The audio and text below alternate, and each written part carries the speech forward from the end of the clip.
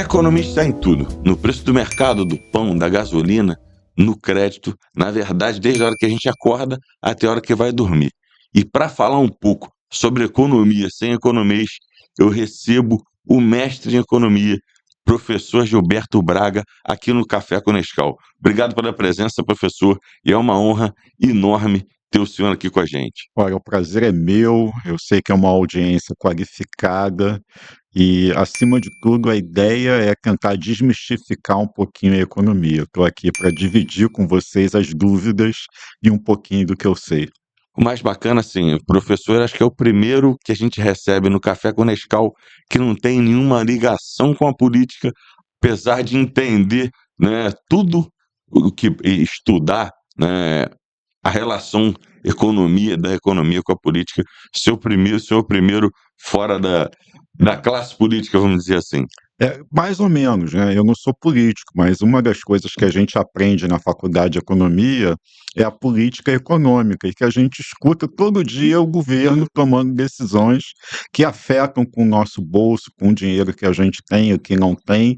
Então, de alguma forma, a política em si, né, a palavra política, ela se confunde com a própria economia. Então, eu não sou político partidário, mas eu sou da política do dinheiro. Por quê, professor? Porque a maioria das pessoas só começa a pensar em dinheiro quando aparece um problema financeiro. Porque eu acho que falta educação financeira nas escolas. A gente tem um currículo que eu chamo enciclopédico, onde a gente aprende muita coisa que a gente não leva para a vida adulta da gente. E aí a gente atinge o que a gente chama de idade economicamente ativa, começa a trabalhar, começa a receber dinheiro, começa a ter conta para pagar e se enrola. Então isso é falta de educação. Então a gente chega, em determinado momento da vida da gente, onde muita gente odeia matemática, odeia determinadas situações de coisas que deveriam ser amigáveis, naturais, e a gente deveria aprender pelo menos o básico para entender uma taxa de juros, uma percentagem, que se comprar de uma forma tem um efeito, tem consequência. Então, muita gente se enrola por falta de conhecimento, e isso não é culpa das pessoas, ninguém é burro. O que falta é um processo de educação ao longo da vida, ao longo da escola, para que as pessoas se socializem com o mínimo de conhecimento básico sobre dinheiro e sobre economia. A gente sente todo dia, né, a economia no bolso. Isso é uma realidade de todo brasileiro. Mas por que a economia ainda parece tão distante da vida das pessoas, né? Por que que parece assim, ah, a gente vê no jornal o cara falando sobre o índice da bolsa, né, e é uma coisa distante do brasileiro. O senhor acabou de falar que é falta de uma matéria, né, na escola falando sobre economia. É mais ou menos isso também? Olha, na verdade, o que a gente pode dizer é que parte dessa culpa é dos próprios economistas. Eles falam uma linguagem igual de médico, né, que você usam termos que não são do dia a dia, quando na verdade a gente, você falou aqui, né, sem economês, é isso. Traduz para o português. Exatamente. Eu acho que essa sopa de letrinhas de, índice IGPM, IPCA, isso tudo tem um significado dentro da ciência econômica.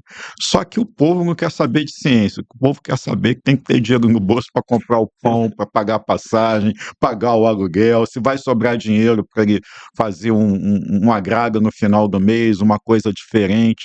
Então, o que eu acho é que existe uma responsabilidade muito grande, primeiro dos próprios economistas que querem, de alguma forma, sofisticar algo que não deveria ser sofisticado, e é a mesma coisa que você conversar com um médico, sendo um cidadão comum, sabendo que está doendo alguma coisa no seu corpo, que você está doente, e ele fica falando uma terminologia que é distante da realidade do povo. Então, eu acho que boa parte das pessoas não gostam de economia por culpa dos próprios economistas. E professor, assim, hoje o que que você entende que é o maior erro financeiro que as pessoas cometem sem perceber no dia a dia? Porque assim, eu volto a dizer, a economia, ela tá da hora que a gente acorda até a hora que vai dormir na nossa vida. E qual o maior erro que as pessoas cometem? Eu acho que é a falta de um orçamento. E quando a gente diz orçamento, As pessoas estão imaginando um estudo aprofundado, não é nada disso. O orçamento é você parar para organizar o seu dinheiro. Então, isso pode ser no bloco do seu celular, pode ser numa planilha financeira, pode ser num pedacinho de papel, qualquer forma onde você, de alguma maneira, você pare para organizar da mesma forma que você acorda de manhã e diz como é que vai ser o meu dia. Então, você tem que pensar, esse mês eu vou receber tanto, eu tenho X contas para pagar, tenho Y demandas financeiras que eu preciso atender, então saber se o dinheiro vai dar, se vai faltar, qual conta pagar, né? Qual que você empurra com a barriga, deixa de pagar e joga para o mês seguinte. Então, isso tudo precisa de algum nível de organização. A gente chama isso de orçamento, que é colocar num papel ou colocar, ainda que mentalmente, controlar o quanto você ganha e o quanto você pode e o quanto você vai gastar e saber qual é o resultado disso. Se está folgado, se Se tá está faltando, apertado, se está apertado e como é que você vai lidar com essa situação, porque qualquer que seja o resultado, empate, sobra ou falta, você vai ter que dar uma solução para o isso. problema vai ter que resolver. E é Exatamente. só que você sabendo como, né, que você tem um problema e que precisa arrumar uma solução, fica mais fácil do que você largar aquela o cheque, entrei no cheque especial, é muito pior do que você tentar É. planejar antes, A né. grande dificuldade da economia, ô Nescau, é a surpresa, né. Então é você ir pelo impulso e ir manejando o dinheiro de acordo com o dia a dia, sem fazer essa organização mental, esse orçamento que eu falei no início. Então, quando você não se prepara, você é surpreendido. E como qualquer coisa na vida, você tem que de alguma coisa fazer um plano. Assim como você deseja uma casa, você deseja uma roupa, você tem sonhos, e para isso tudo o dinheiro perpassa, ele passa no meio, ele tangencia isso tudo. Então, por que que você não vai pensar de uma maneira organizada com relação ao dinheiro? Então você tem que colocar o dinheiro não como algo difícil, não como algo, que está distante, mas como algo que faz parte do seu dia a dia. O brasileiro foi educado mais para consumir do que planejar? Com certeza, né, porque nós vivemos num país com uma má distribuição de renda. Se a gente for fazer uma pesquisa, todo mundo acha que precisa, merece e, é mal pago e deveria ganhar mais, né. Então, isso mostra que, diferentemente de outros países, a gente tem uma distribuição de renda desigual. Toda vez que você tem isso nas economias, tradicionalmente a história mostra que o consumo se dá com base em dívida. Então, o brasileiro, ele é um endividado por natureza. Ele compra a TV em 24 prestações, ele compra a roupa jogando em Em 6 parcelas no vezes. cartão de crédito. Pode dividir sem juros, ele vai lá, É uma mete bala. brincadeira da internet, mas ela é real, né. É. Se parcelar, eu compro até o Cristo Redentor, né. É por aí. Então, na verdade, não é errado você parcelar, porque essa é a nossa dinâmica, né. Então, se a renda não é bem distribuída, para você ter acesso a conforto, aquilo que merecidamente você faz jus, você acaba que você vai fazer uma prestaçãozinha. O problema é que isso tem que estar na sua organização, no seu orçamento, no seu planejamento. Então, de alguma forma, essa é a resposta. E eu tenho um amigo que diz que ele não pode ver um carnê da Casa da Bahia, que ele mergulha no carnezinho da Casa Bahia, e esse é o grande erro, É. né, que as pessoas cometem. Professor, qual a decisão mais importante, né, financeiramente, de uma pessoa de 30 anos? O que seria importante para alguém, só para a gente tentar ajudar o nosso público? Vai entre 30 e 45 anos, é um público jovem, né? E qual é a decisão mais acertada para alguém de 30 anos que teria que começar a fazer hoje para ter um futuro mais tranquilo financeiramente? A decisão era igual para quem tem 18, 20, 30, 40, 50, 60, 70, 80, até, né, aonde a vida permitir. É você ter planejamento. Então, financeiramente, a gente sempre trabalha com objetivos. Qual é o meu objetivo no momento com 18 anos? É ter um carro. Com 30 anos, é comprar a casa própria. Então, você se organiza financeiramente para isso e tenta, de alguma maneira, você colocar todo mês, se tiver uma reserva, uma sobra, um pouco em alguma forma de poupança, de reserva financeira para atingir o seu objetivo. Se você não tem um objetivo financeiro, você vai no impulso. E isso é para a vida de todo mundo, para qualquer coisa, seja no dinheiro, seja em qualquer outra coisa. Seja para emagrecer, seja para fazer atividade física, seja para comprar uma roupa, seja para arranjar um amor na sua vida, né? Você precisa de uma estratégia.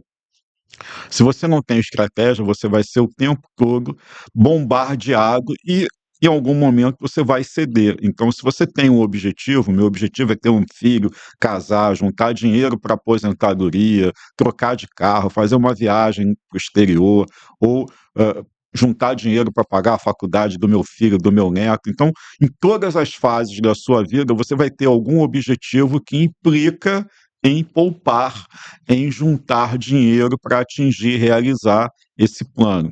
Então, a decisão mais importante financeira é você se estruturar. Por quê? Né? Ah, mas eu só tenho o desejo. Mas a primeira coisa, qualquer plano, começa com planejamento e com um sonho. A partir daí você começa a se organizar.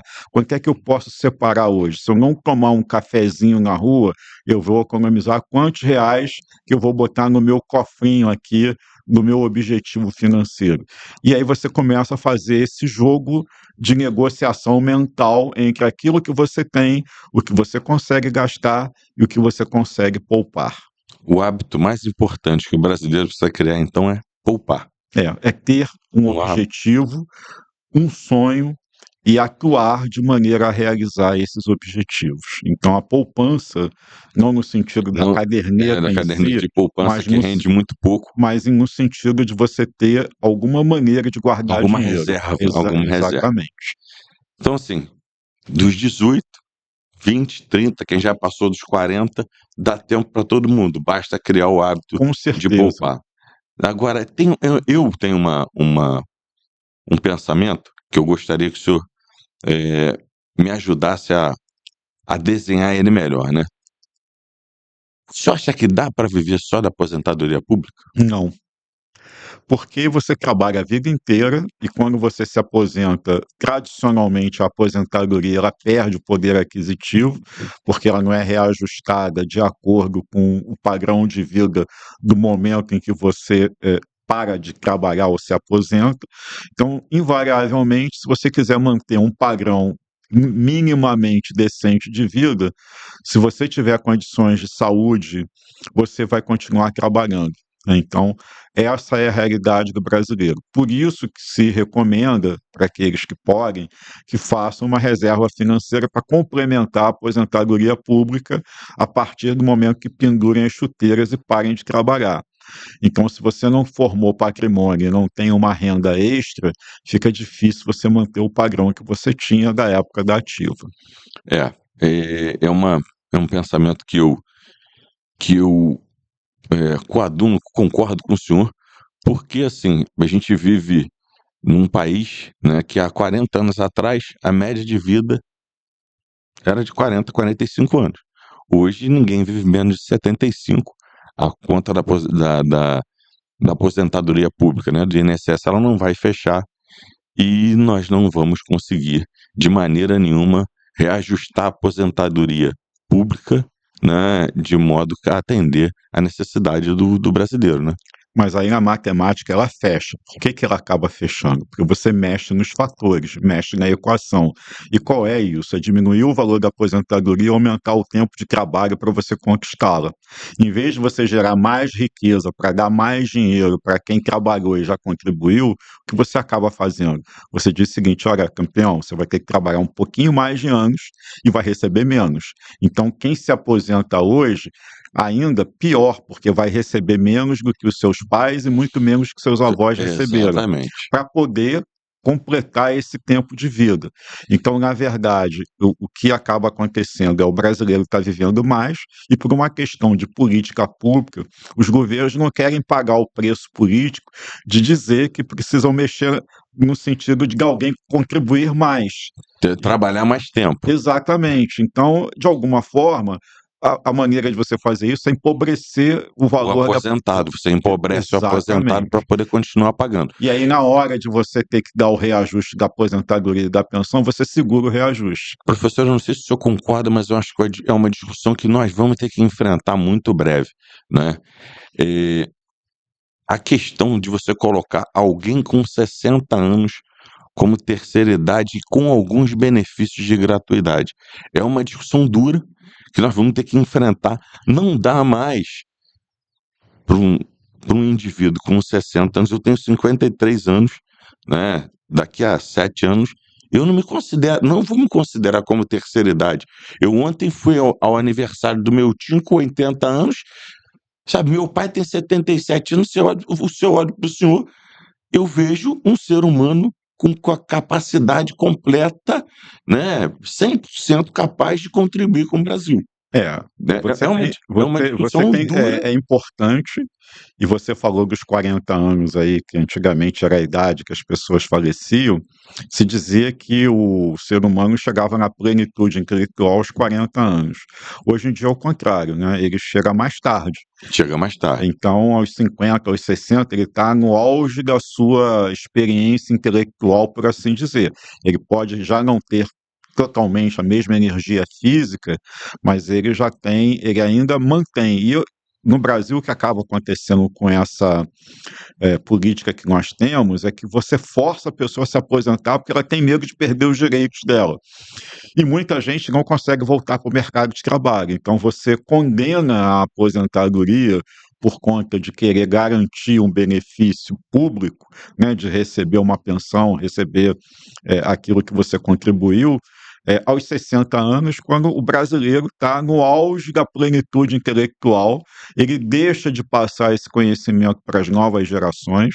Então, existe aí uma quebra de tecnologia, de know-how, né, entre uma geração e outra. Então, você tem gaps hoje, buracos geracionais, em que antigamente você tinha um processo de transferência de conhecimento mais natural, até porque as pessoas conviviam mais, o trabalho ele era essencialmente presencial, as pessoas estavam juntas, e aí você aprendia vendo os mais antigos, os mais experientes fazendo. Eles passavam para nós a experiência daquilo que É, do dia a dia. é assim como antigamente você aprendia a cozinhar de que maneira?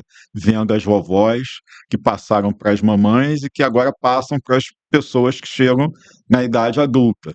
E atualmente, como é que você aprende a cozinhar? Um Google. tutorial na internet. Exatamente. O senhor falou, usou uma frase, né, que eu acho que cabe bem uma pergunta, que hoje nós vemos, por exemplo, né, alguns serviços completamente esvaziados. O exemplo maior acho que são as agências de banco. Nós, na pandemia, migramos muita coisa para o digital e para o home office, né? Como é que isso se adapta novamente à economia? Primeiro, eu penso que a gente tem um retorno do híbrido, né? Tanto o digital quanto o presencial. Eu acho que essa é uma realidade que o Brasil está vivendo.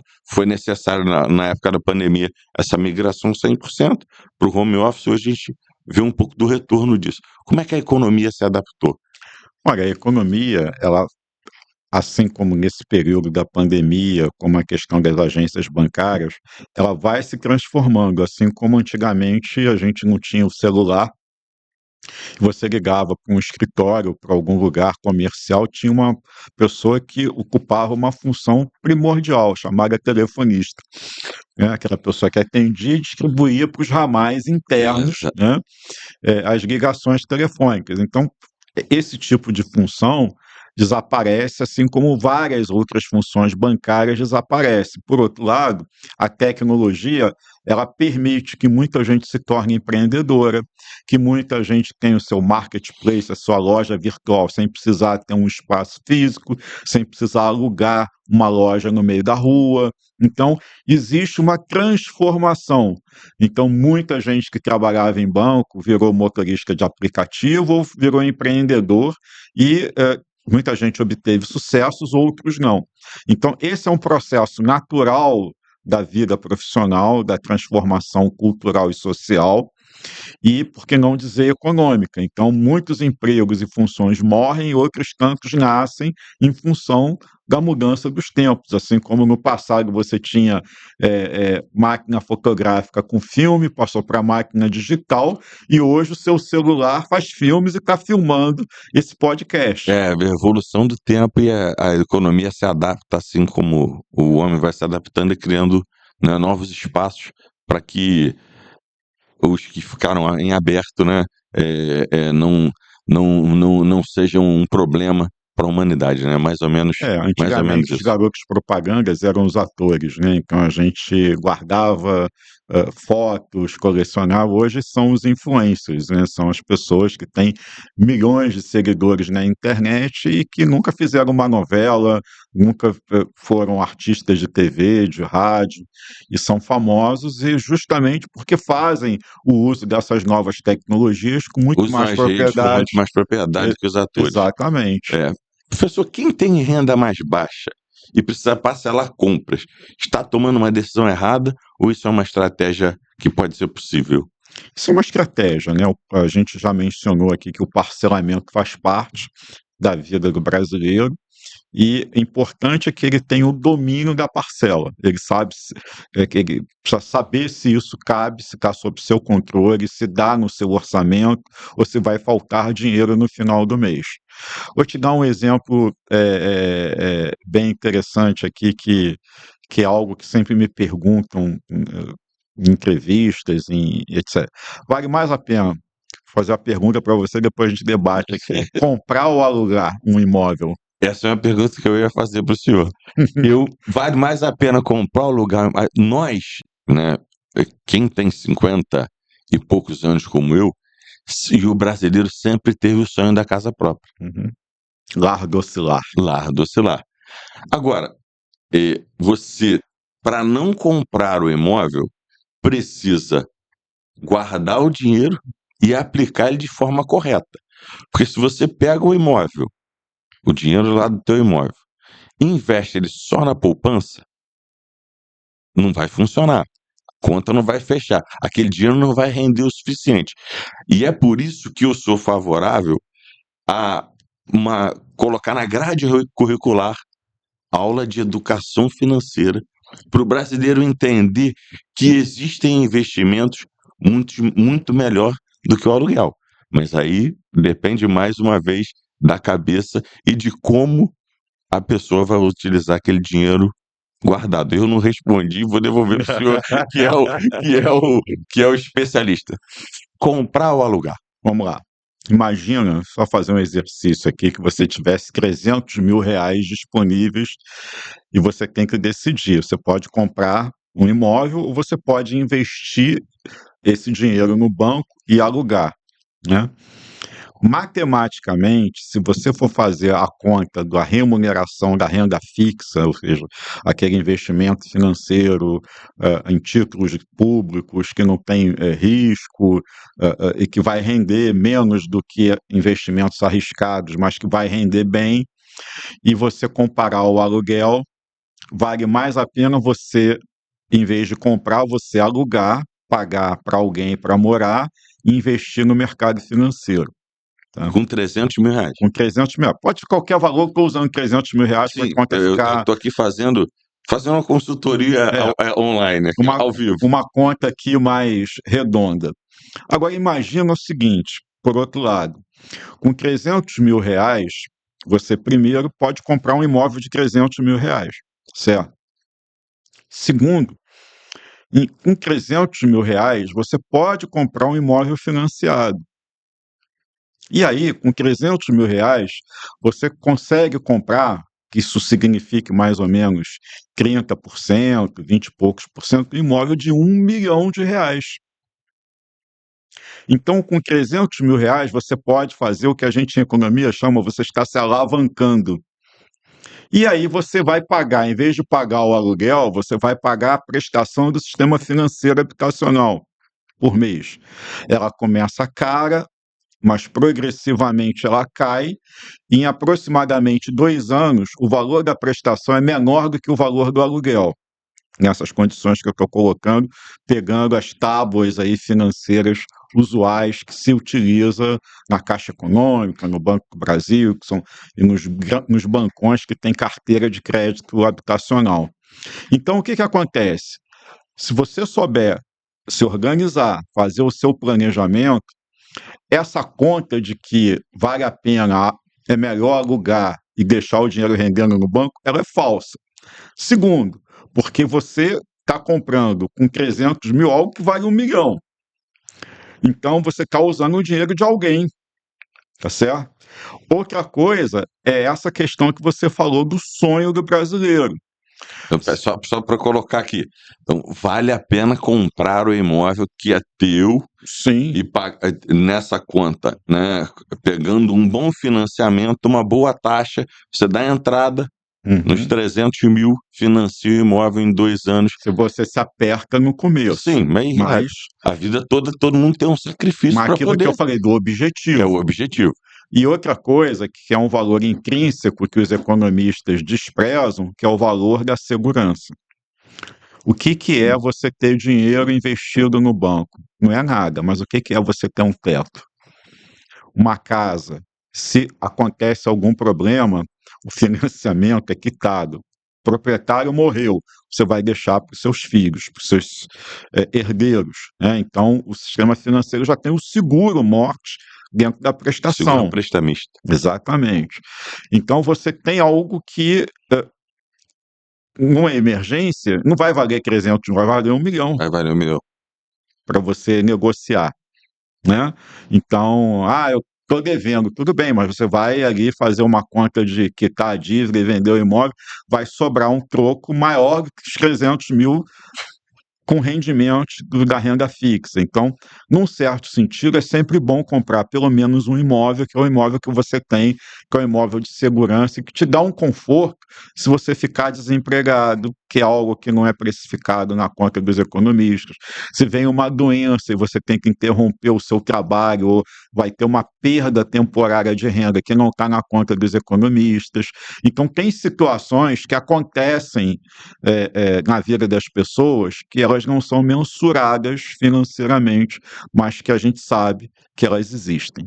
Então, vale a pena comprar o imóvel. Eu recomendo. Professor, qual dívida deve ser evitada a qualquer custo?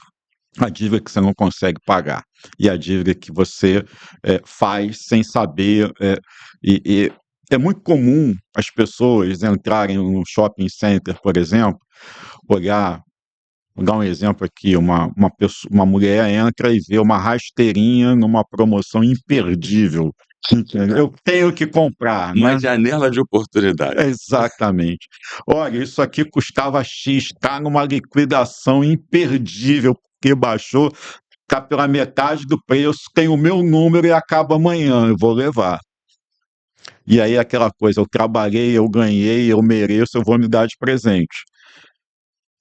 Você pode fazer isso, desde que você saiba que você está fazendo isso conscientemente. Toda decisão de compra é uma decisão de um jogo que você faz com você mesmo entre os seus objetivos, os seus sonhos e a real necessidade e prazer que aquilo vai trazer para você. Eu estou com fome, eu não vou fazer comida não, vou pedir aqui no aplicativo de comida. É um jogo.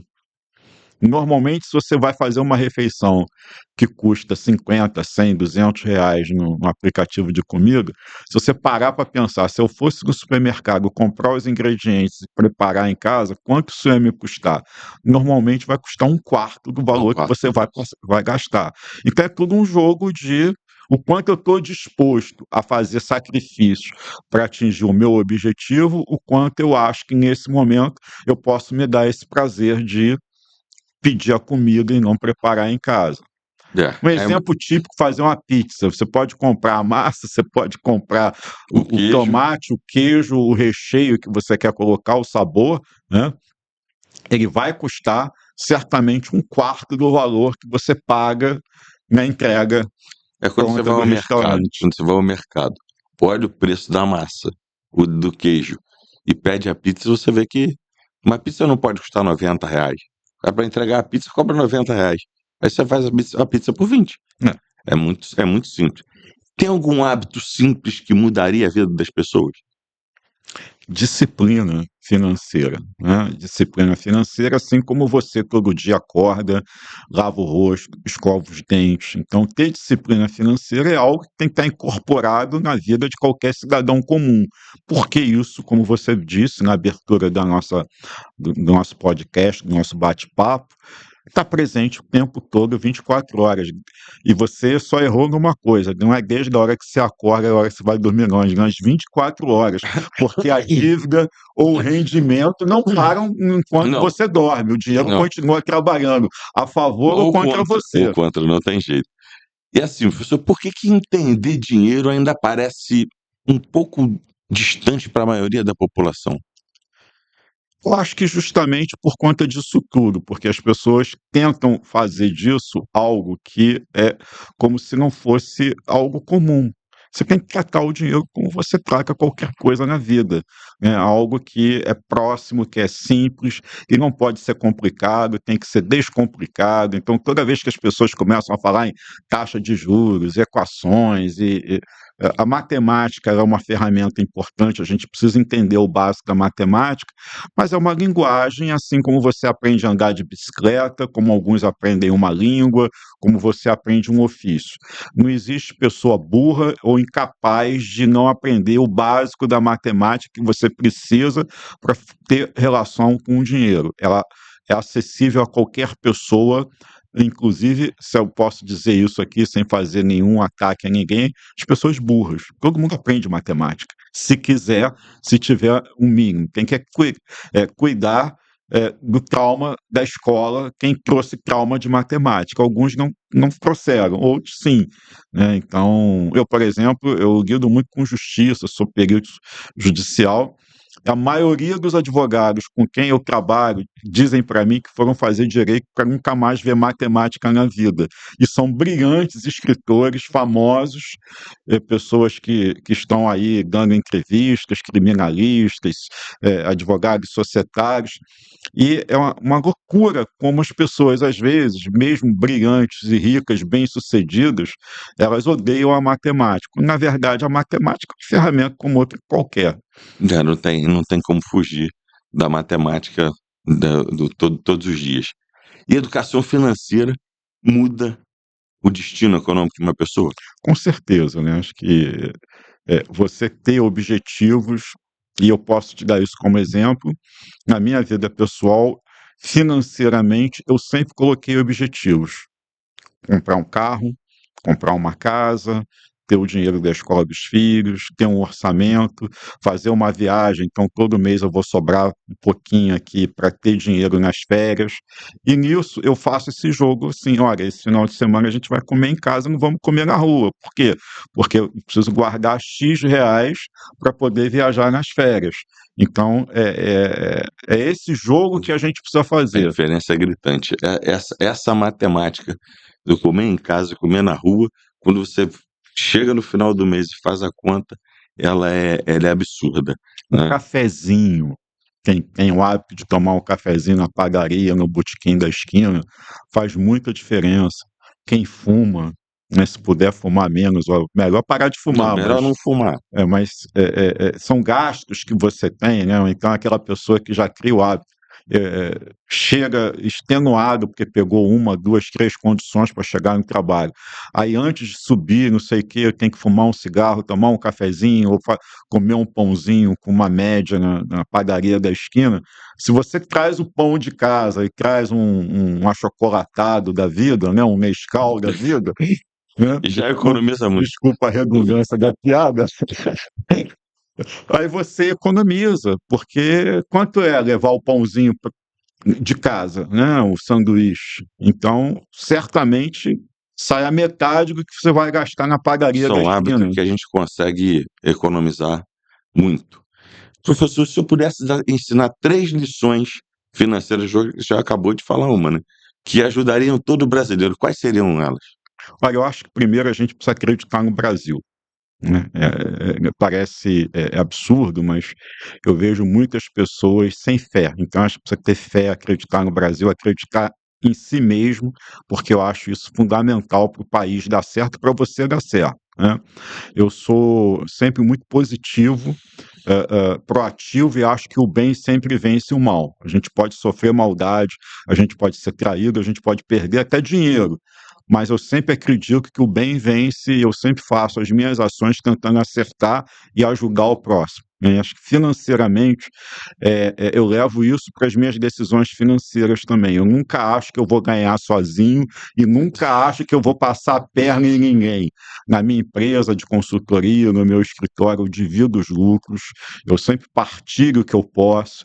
Eu acho que onde todo mundo ganha, todo mundo é feliz. Então, Exatamente.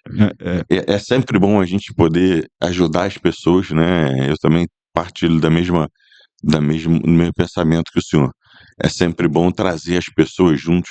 Quanto, quanto mais as pessoas puderem ganhar ao seu lado, mais felizes elas serão e melhor será. eu acredito em trabalho em equipe, né? Exato. Eu acredito no ser humano A frase é como piegas. raça. É, A frase é, mas ninguém faz nada sozinho. Ninguém faz nada exatamente. sozinho. Aqui, a gente está aqui, tem mais 4 pessoas ali trabalhando junto com a gente. Só nós dois não sairia igual. Não seria a Não, com mesma coisa. certeza, que tem pessoas que se dedicam a isso, né? Então, e certamente tem muita gente nos ouvindo, né, nos assistindo, que pensam muito parecido com a gente, mas se pensam diferente, eu acho que é a hora de fazer uma reflexão.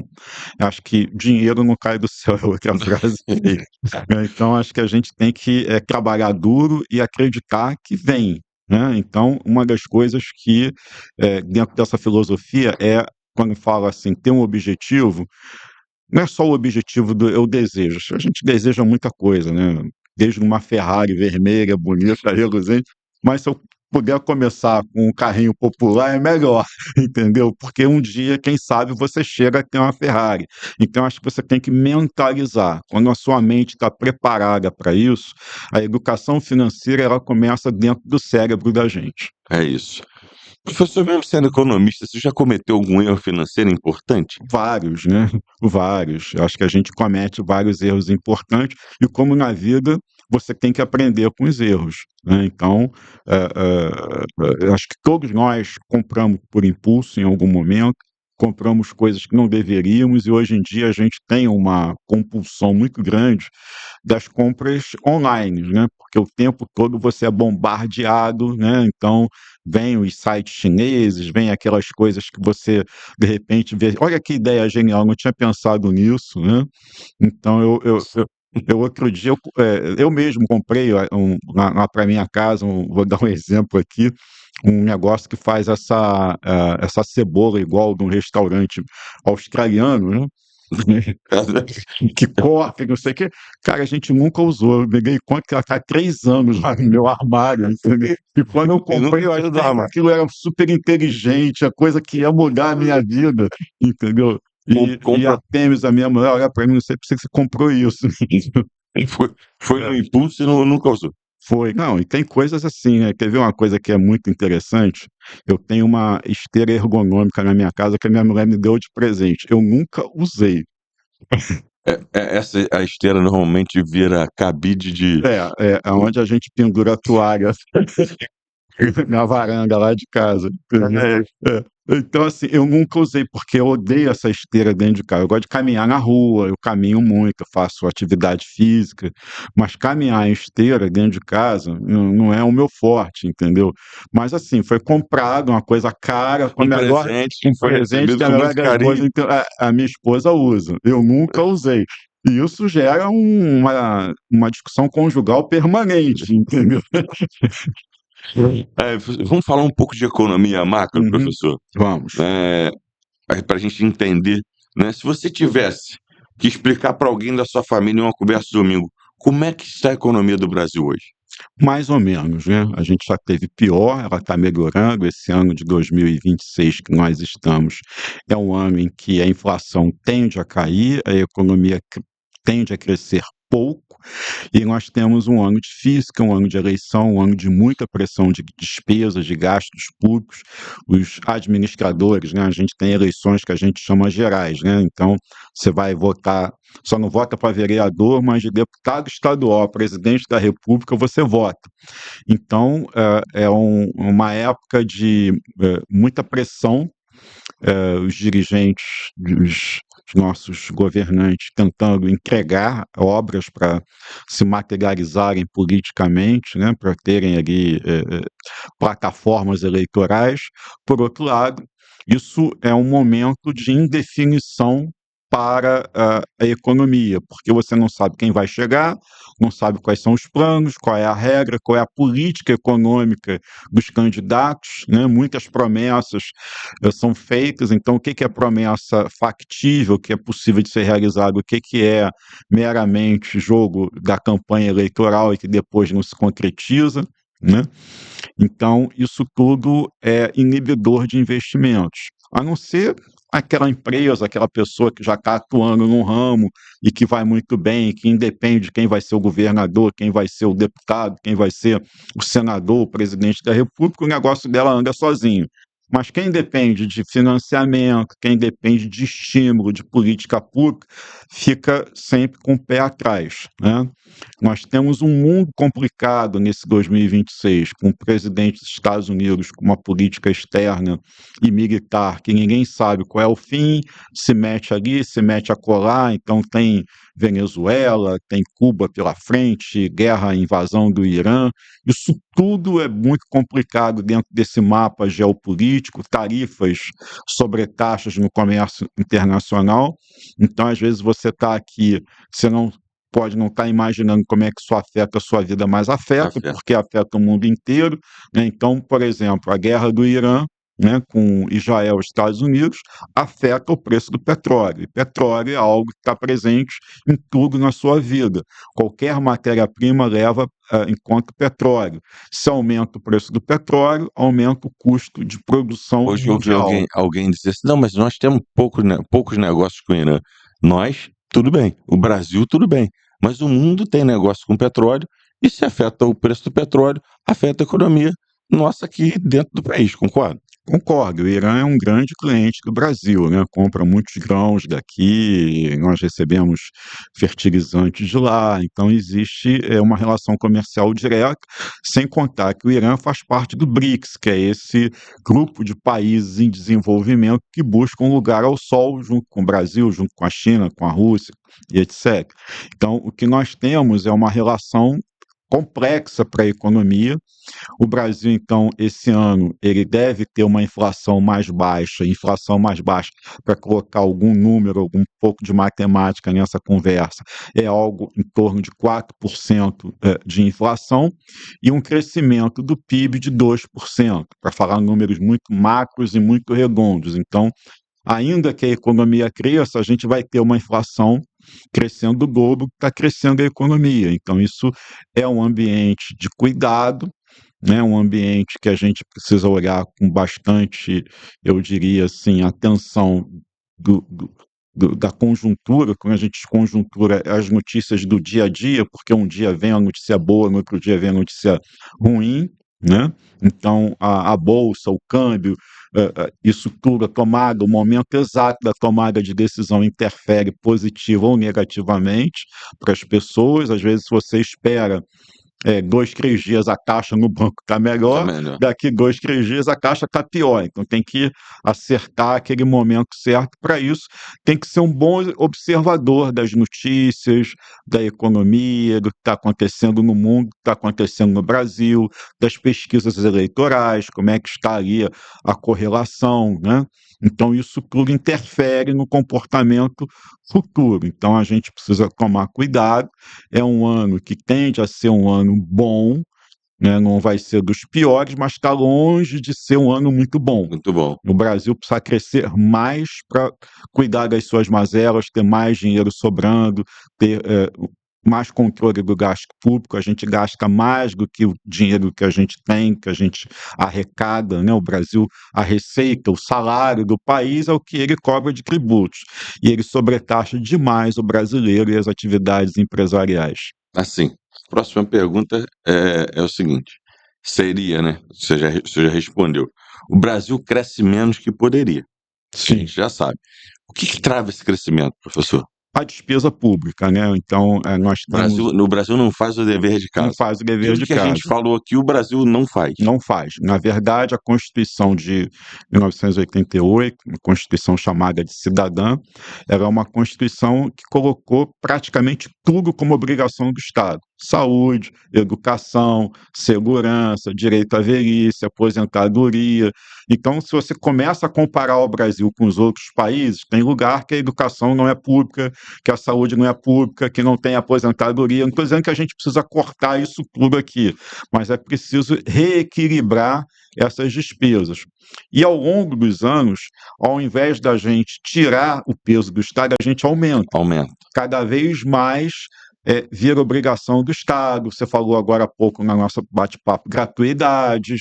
Então a gente começa a dar benefício aqui, uma pensãozinha ali. Nada do que se dá é injusto. Que fique clara essa conversa.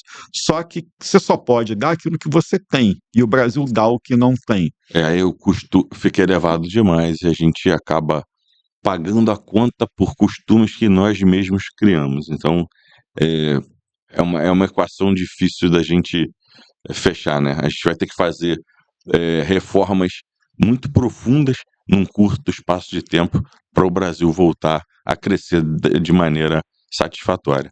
O BPC, que é o benefício de prestação continuada, que é pago para as pessoas em situação emergencial, situação sem renda nenhuma, desassistidos, cresceu exponencialmente nos últimos anos. Então, chega num determinado momento em que, se você compara a situação de hoje com a situação do passado, a política pública é importante, ela tira a situação da pobreza, mas determinado cidadão, para ele, às vezes, é mais interessante ele continuar no benefício que procurar emprego. Eu tenho um pensamento que o BPC ele precisa ter prazo. Sim. Ele não pode ser para a vida inteira da pessoa, né? Tem pessoas que precisam do auxílio, né? Para a vida toda, tem, mas a gente precisa organizar isso melhor. Acho que o Brasil peca, né, na fiscalização desses benefícios e peca muito. Uma coisa que eu posso te contar, eu como perito judicial, eu trabalho muito na Justiça Federal, e aqui pertinho do estúdio onde nós estamos está um dos prédios da Justiça aqui do outro lado da rua. E é muito interessante que eu tive conversando eu sou diretor da Associação de Peritos do Estado, estava conversando com o presidente do tribunal. E ele me disse: Gilberto, minha maior dificuldade é que 60% dos processos da Justiça Federal são de aposentadoria. E a maioria desses processos é recorrendo contra benefício negado. Então, é uma pessoa que ficou doente, que não recebeu a pensão, a pessoa que quer ter a sua aposentadoria reconhecida. Então, assim, por que isso? Porque um dos gargalos é a falta de perícia, sobretudo médica. Por quê? Isso é tabelado. Uma perícia médica custa menos de R$ 200 que o perito recebe, né? E o médico particular ele cobra mais de R$ 200 numa consulta particular. Então, quando ele compara o que é a remuneração da justiça e o que ele produz como profissional liberal, falta médico para fazer perícia. Então, assim, aí a gente vê essas marcações, né? Porque quando chega lá o médico oficial da Previdência, por decurso de prazo, por encheção de saco, eles acabam negando a maioria dos pedidos, né? E aí, quando a pessoa vai, procura a justiça gratuita, entra na justiça para ter o seu direito reconhecido. E aí vai para a perícia judicial, que é um perito privado que faz, nomeado pela justiça, e é remunerado pelas taxas judiciárias que as empresas, as pessoas pagam quando não é a justiça gratuita. Não tem ali um fundo da justiça para remunerar esse tipo de coisa. Falta mão de obra. Então, as coisas, às vezes, demoram para acontecer por falta de mão de obra. Por falta de mão de obra. E isso mostra essa confusão que é hoje o benefício público no Brasil. Veja bem, Bolsa Família, eu sou a favor, ele tira as pessoas da pobreza, ele tem o seu efeito social, mas isso tudo precisa ser modulado, precisa ter um pouco mais de cuidado, não pode ser dado da maneira como se faz hoje, seja Bolsa Família, seja o benefício de prestação continuada, o famoso BPC, é preciso ter porta de entrada, modulação, vigilância e porta de saída. Ninguém aqui está dizendo que nós não somos contra, né? O que precisa é ser melhor regulamentado para que o Brasil também possa investir em outras áreas a não ser, né, nos benefícios, e aí acaba que a conta não fecha e o país não cresce. Se você olhar hoje, a dívida pública ela só vem crescendo. E hoje a gente gasta, além do que arrecada, 10% do PIB todo ano para ficar financiando esse giro. Então, na verdade, a gente se financia com base na emissão de títulos. Então, e isso é uma das razões pelas quais a taxa de juros é cara, então é alta. Ou seja, como eu não equilibro, eu não tenho controle das minhas contas, eu tenho que pegar dinheiro emprestado. Eu, Estado, eu, governo. E como é que eu faço isso? Eu emito um pedaço de papel chamado título público e eu vendo para alguém. E para alguém comprar isso, eu tenho que remunerar esse alguém. Né? Então, assim, se eu empresto, é uma mercadoria, o dinheiro é um produto, eu tenho que ter lucro com isso. Então, quem tem dinheiro sobrando vai comprar o papel e o governo remunera o papel. Né? E para que o governo faz isso? Para ter dinheiro para fazer mais dívida. Então, assim, é um círculo vicioso. É uma bola de neve. Não... Então a dívida pública cresce e isso permite ao governo aumentar a despesa pública. Então a gente tem um Estado que, ano a ano, dispara o pagamento da despesa, seja em coisas que a gente pode criticar, em coisas que são necessárias, mas a despesa cresce. Né? E o crescer a despesa, politicamente, é importante, porque quem tem, né, a chave do cofre na mão quer sempre poder se apresentar como um benfeitor da coisa pública. Então, também não há um interesse, na maioria das vezes, dos governantes, e eu não estou falando aqui de A, B ou C, mas lato sensu, de uma forma generalizada, que querer fazer a coisa correta, ou seja, não é que esteja errado, do ponto de vista legal, até a conta fecha e a contabilidade criativa vai permitir que isso aconteça. Né? Sempre vão fazer uma leizinha ali para encaixar o buraco, né, a conta do vermelho ficar azul. Então, de alguma maneira, é importante para o político poder ser aquele que, olha, eu fiz, eu dei, eu aumentei, porque isso gera voto e isso mantém um projeto de poder.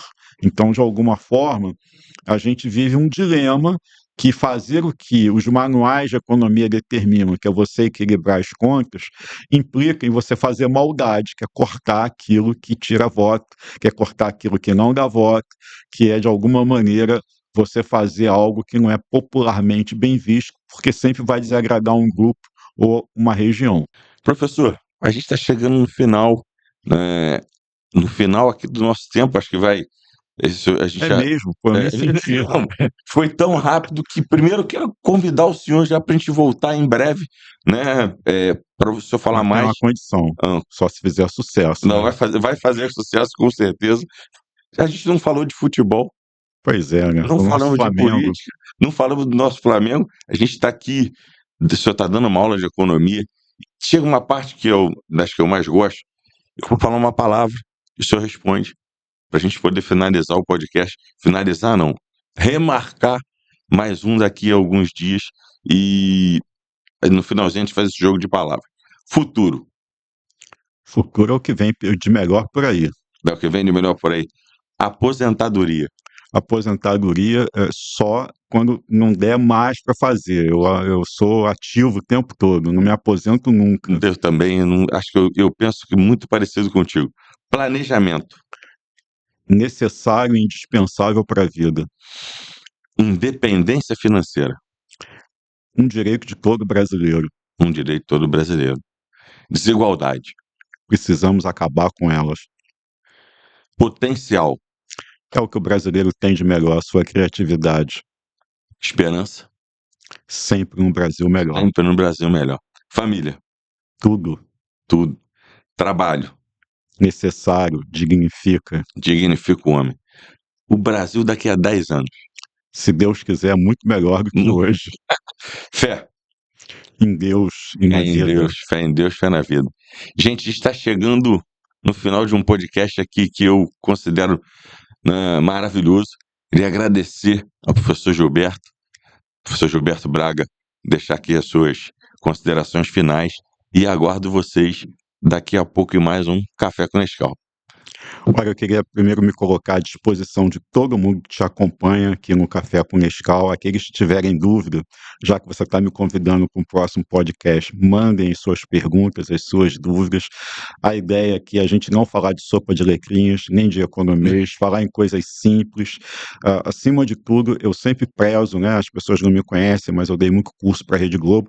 Eu tenho a honra de ter sido o economista que tirou essas letrinhas do significado, em vez de falar, por exemplo, IGPM, o índice do aluguel, porque de que maneira isso toca no seu bolso, isso toca na sua vida, né? Então, essa é a ideia. Então, a gente é produtivo e a gente tem uma função social, e eu acho que você, como político, cumpre isso também, que é de levar o conhecimento para perto das pessoas e de uma maneira que elas consigam interagir com você e a gente possa ajudar todo mundo. Então, eu vou ter muito prazer de poder interagir com vocês e agradecer a paciência, o tempo e o convite do Nescau. Obrigado, professor Gilberto Braga. Segue a gente nas redes, Spotify, no YouTube, e até a próxima com mais um Café com Nescau.